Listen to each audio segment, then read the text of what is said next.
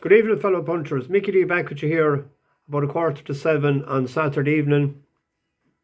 Another good enough day for us. If you're winning, you're not losing.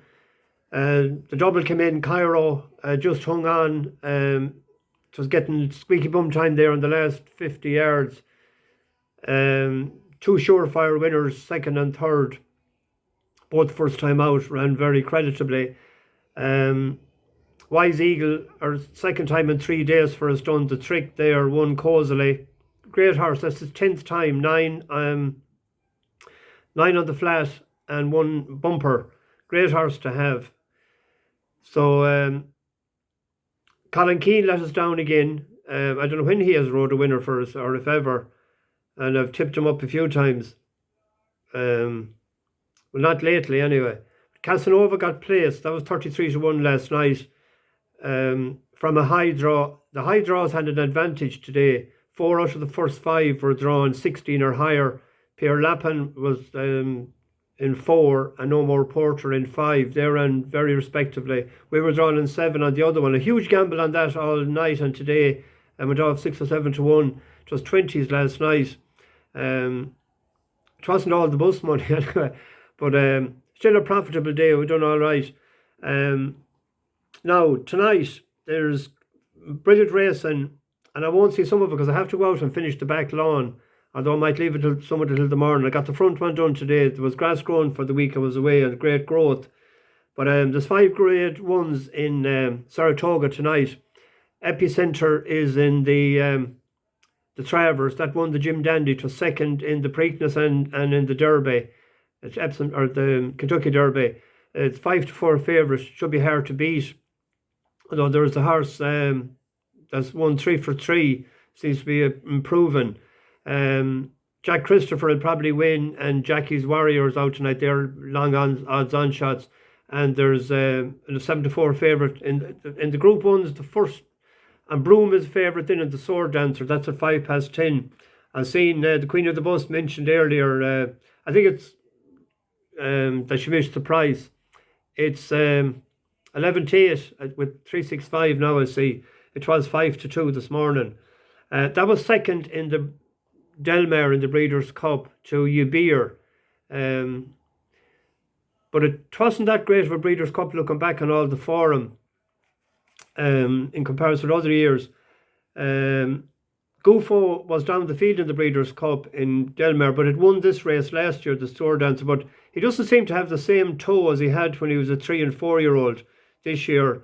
But he needs the going to be like concrete. I'm not sure what is it in Saratoga tonight. But there's a horse there that interests me at 10-1. Rockemperor for Chad Brown, and Irad Ortiz Jr. is riding. He seems to be improving at the age of 6. It won over the track last time over 1.3 mile, and it was running very well in the Breeders' Cup. And I got a shocker of a ride, I thought, by Castellano. He swerved coming up the straight. He finished 6th or 7th, but he wasn't beaten that far. And he's a true 1.5 mile horse. He won in Belmont over 1.5 mile and good for him last year. And the extra distance will be suitable because, as well as that front runner that won the Manhattan, that was 1.2 mile. I think Gufo was third or second in that. He was closing, but he won't stay the 1.5 mile. And there's another one similar as well.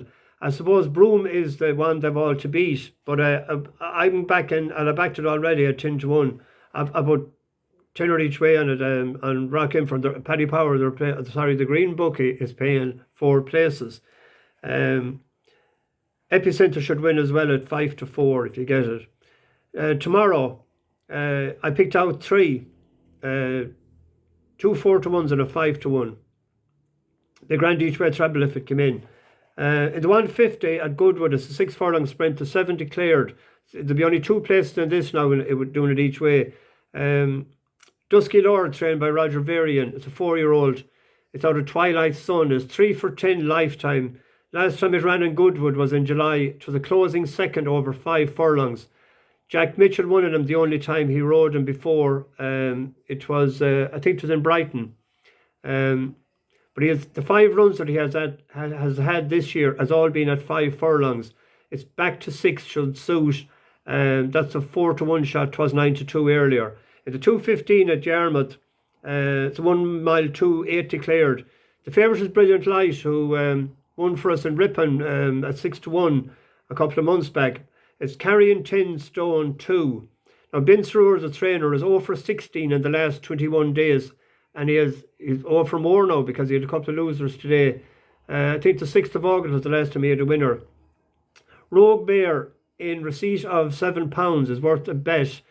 Disappointed in York last time on Good to Ferrum. It was third in the Spring Cup. Is that, behind Modern News? That's still in my mind. I think there's a race in him. I don't know if it's tomorrow or not, but an each way bet on him at 5-1.